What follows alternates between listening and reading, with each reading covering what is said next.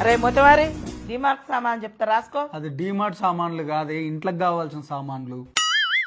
7 మందికి అన్న తల్లికి ఒక పిల్ల తల్లి అంటే తింక నేర్పిందట. చూసుకొని రాయ్. పంచ్ అంటే ఇలా ఉండాలి. చెప్పు. జీలకర్ర ఎంత? గింత గింత. గింత గంత అంటే ఇయ్యరు, ఎంత కావాలో అంత చెప్పు. ఓ షటాకేసుకో, ఓ షటాకేసుకో.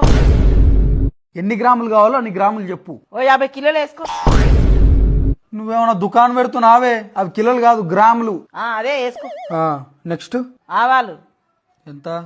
అవి ఓ అద్దపావు వేసుకో, అవి ఓ అద్దపావు వేసుకో. అద్దపావు అంటే గింత. గంత కాదు గింత వేసుకో, గంత కాదు గింత వేసుకో. మళ్ళీ పంచ్. గింతనేలే, ఎన్ని గ్రాములో చెప్పు. 100 గ్రాములు వేసుకో. అట్లా చెప్పు.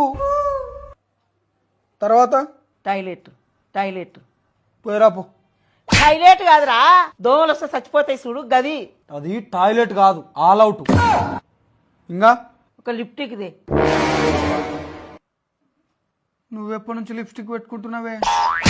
వాషింగ్ మిషన్ లేచి లిప్టిక్. అది లిప్స్టిక్ కాదు, లిక్విడ్. నీకు ఇందాకనే చెప్పిన తింక నేర్పకని. నేనేం తింక నేర్పుతలే, నువ్వే నాకు తిక్కలు చెప్తున్నావు. చక్క చెప్పు. ఓ పోరడా. పోరడా? ఆడేవాడు? ముఖానే కేస్తున్న పౌడర్ రా. అది పోరడా కాదు, పౌడర్. నెక్స్ట్ అంట్ల సబ్బులు తీసుకురా, ఒకటేమో కుడక తీసుకురా. కుడుకనా? కుడుక అంటే అదే బాక్సులు ఉండదు, అదే బాక్సులు ఉండదు. అది కుడుక కాదు, డిష్ వాష్ బార్ అంటారు. నెక్స్ట్ ఏంది? ఒక కంపాటు. ఎండాకాలం అయిపోయిన తర్వాత కుండెందుకే ఇప్పుడు?